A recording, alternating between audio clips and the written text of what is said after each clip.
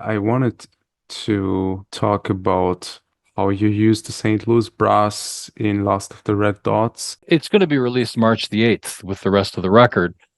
But we're going to push it in April, right? It'll be released early March so people can listen to it, but we'll push it in April, if that Understood. makes All sense. right. Hear All right. just a little bit of it. Come Oh, on. absolutely. No. Yeah.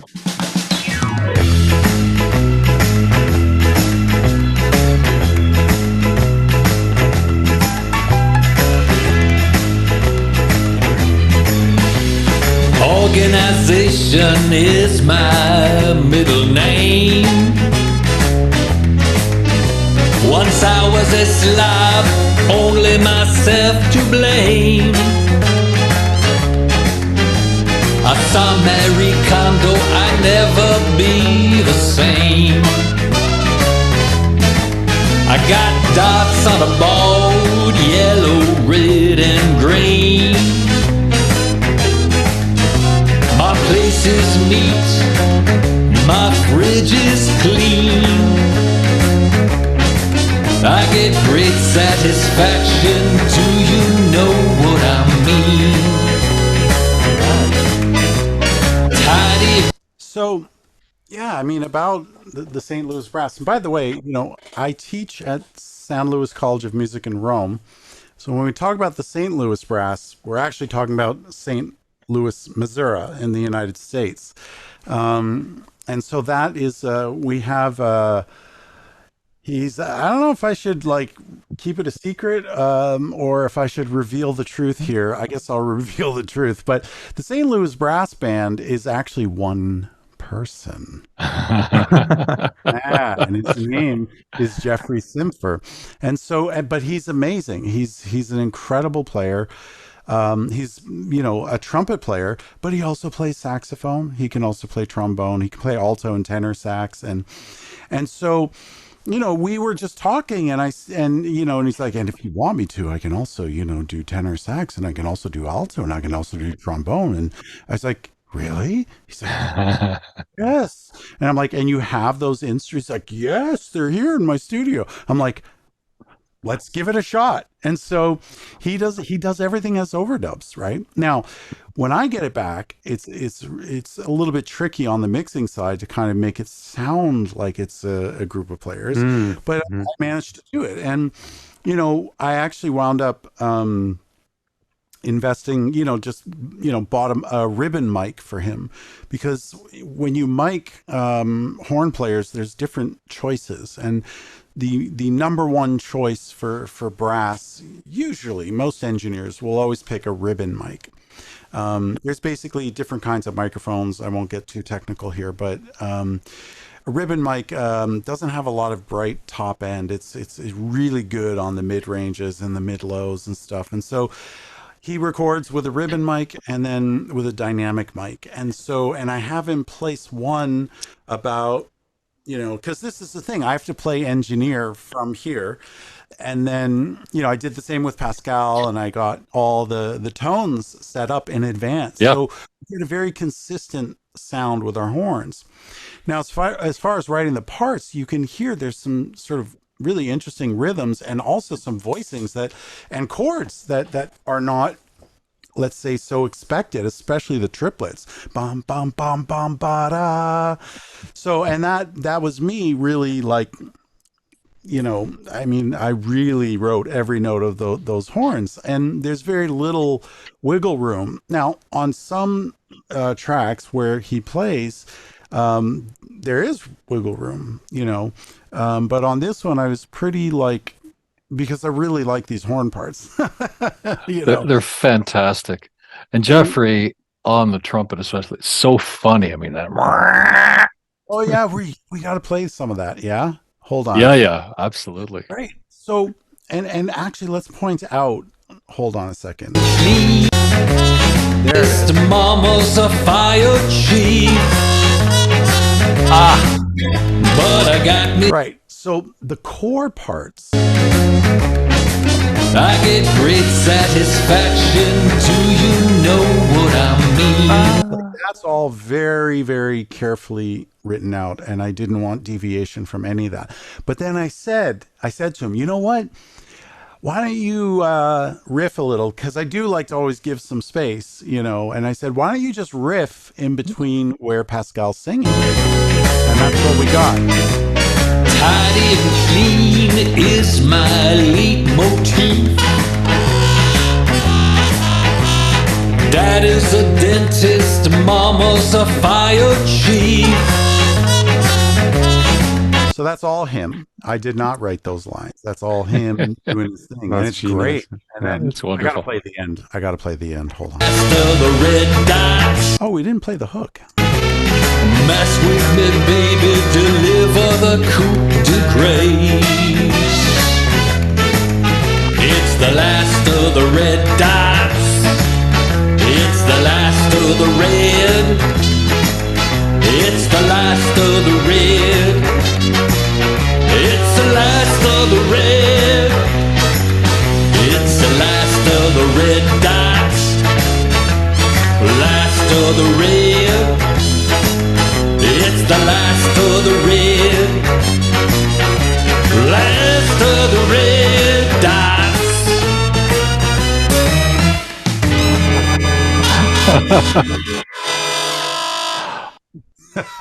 Fantastic. That's great. Way to go, everybody! Wow. Wow. As far as like the writing part on the hooks, you know, I did a lot of chromaticism, right? So lots of you know, half tones falling down because it's quirky, it's funny, it's just, you know, it really adds on, you know, a subtle quality to sort of make the overall song just a little more, you know, tongue in cheek, I suppose. So It's wonderful. It's one of my favorite. I've favorites. revealed the secret. The San Luis Brass is one person. We appreciate you, Jeff. Yeah, Way to go. He's fantastic. Yeah. And that, you know what? And that's the thing. Like, this is the beautiful thing about this project, right? I wrote these very, very, you know, scripted horn lines that I really wanted, you know, carefully thought out, the voicings and even adding new extensions onto some of the chords that Pascal had written.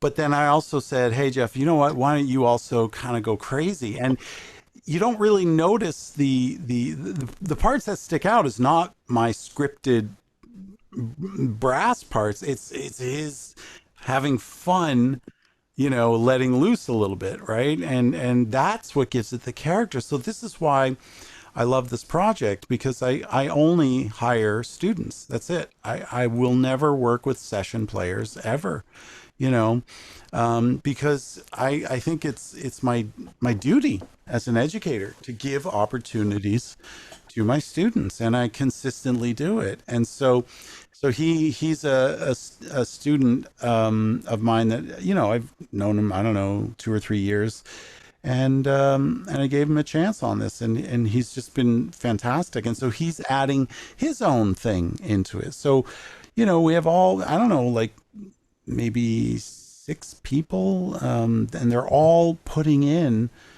different feelings and moods and colors, you know.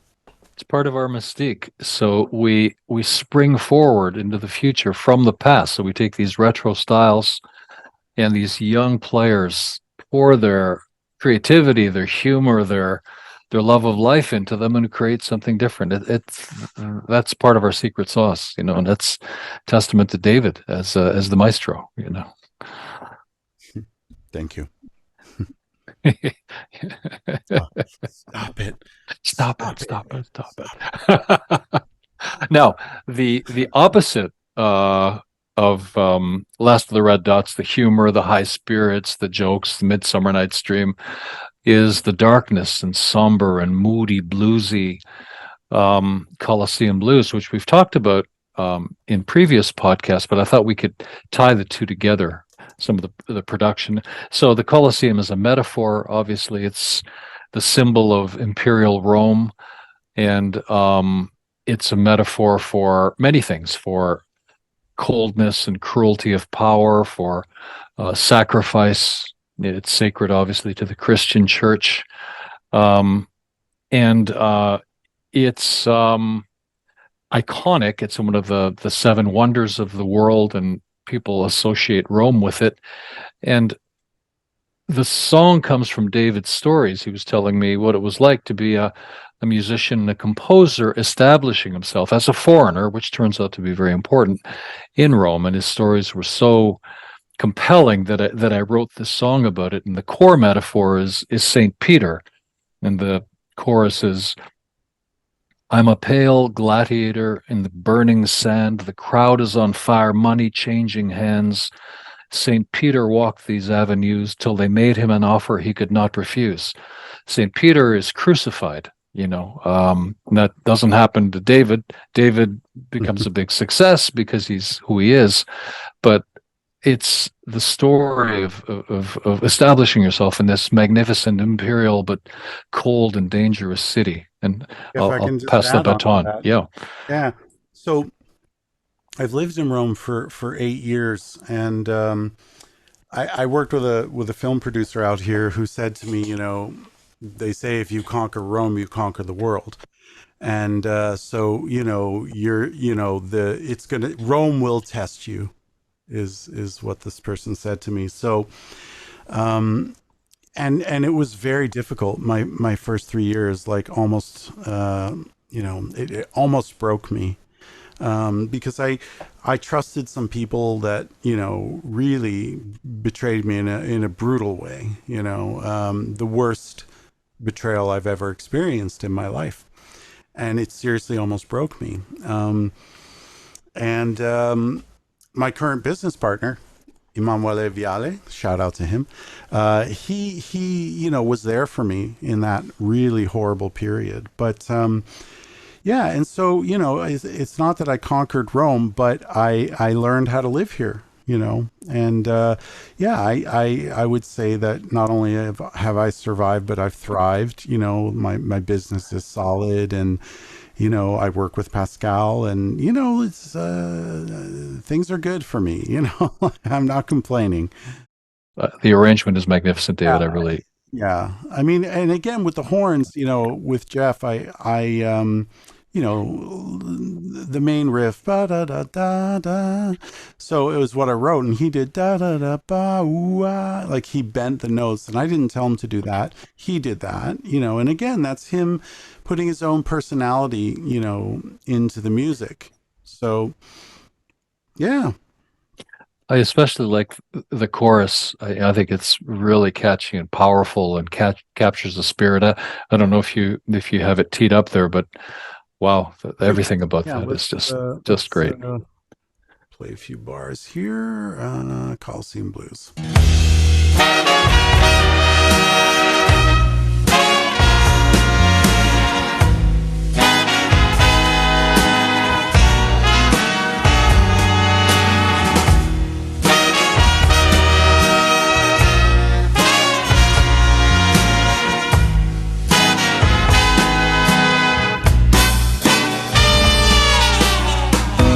I made a man in old Tacoma, so I ran away to Imperial Roma.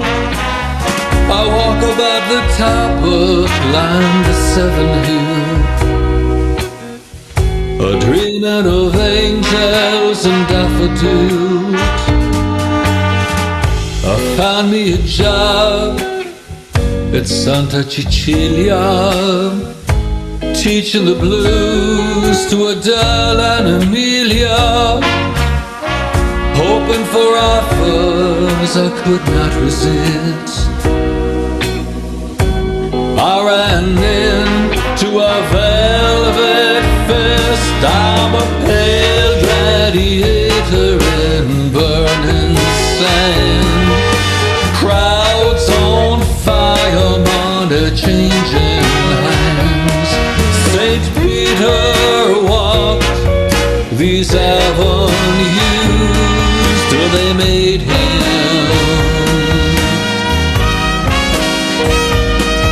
an offer he could not refuse.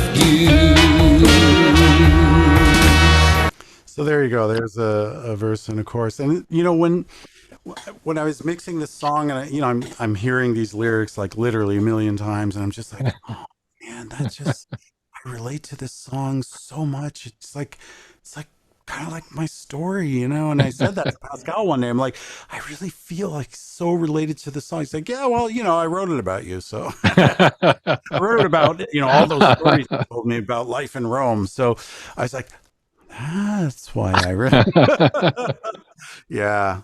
It So was well, it was a great. I was visiting David, and we were exploring his old haunts and having coffee and pasta and wandering around the Colosseum and the Monte district of downtown Rome. But there's no really downtown of inner city Rome, and these stories just came bubbling out of David. Whoa, holy cow! And I wrote down everything as I always do because it's such great. And yeah, then I shared the song. yeah. Wow, this And is familiar. Yeah, well, Rome came very close to defeating me, but I fought. I fought back. That's And I love my life in Italy. I really do. I've never been happier, in my life than I am here in Italy. It's a wonderful, great place to live, if you sort of learn the way. well, yeah. I think your family now, right, Dave? You were saying it's important to be Yeah, part you of the have to family, be. but it takes Yeah, you time. have to be connected to a family basically in some way, shape, or form. And yeah, now I am. My girlfriend and her parents and family, they adore me. And it's funny because if I can just go way off topic here, Please. but they shorten everything, so they don't call Yeah, me David like that. it's very So Roman, yeah. so The- yeah, very Roman, and they're like So her mother will say, I found my dad. I looked at her. I'm like, what is I famade? She's like, no, because I fame means are you hungry? And is my name. I famade. And I'm like, what is this word I famade? Because they like just bunch it all together. Like for example, non ti preoccupare is don't worry, but the Roman way is non te preoccupa. It's like stop, stop. So Sure. yeah, it's kind of funny. That's that's true. I also didn't speak the Roman dialect accent when I came here. Um, Mm. didn't understand a word. So But to me, it sounds like grunting. It's like they're grunting at each other. What the hell are they saying? And then David explains, what? Oh, okay. Huh? Yeah, What? In any exactly. event, these songs and this album, I'm so proud of it. I'm so proud of the Crazy Angels, and it's just a pure joy working with you all. It's just wonderful, and we're going to continue until the aliens come for us. Yeah, and that's going to happen. We know that's going to happen. Yeah, So but yeah, till they do, damn it. till they do, we're going to just keep going. Yeah. great. All right. I think we talked really well about the two songs which feature the St. Louis Brass section. Are these the only songs on Love is a Drug from Hell which have um, Jeffries playing on it? Or is there any else? I Let me think here. I would have to kind of go through The and title song I know has Jeffrey in it. "Love Is a Drug from Hell." The title song, so it's a boogie as well, and some wonderful horn riffs. do Which you want yeah, me to play a few bars of that? well, in upcoming Okay. Yeah. Yeah. podcasts, we'll do that. Yeah. Very good. Yes. In the following episodes, we will be talking about the different songs and themes of Love is a Drug from Hell. So to everyone listening, you can be looking forward about us discussing the whole upcoming project. Yeah, looking forward to it. All Good to right. see you all. Have a good Absolutely. rest of the day. I know David has a class. Yeah, I do. So thanks for everything, and we'll see you on the next one. Thanks, Bye-bye. guys. See you next time. Take care. Bye for now. Yeah. Bye bye.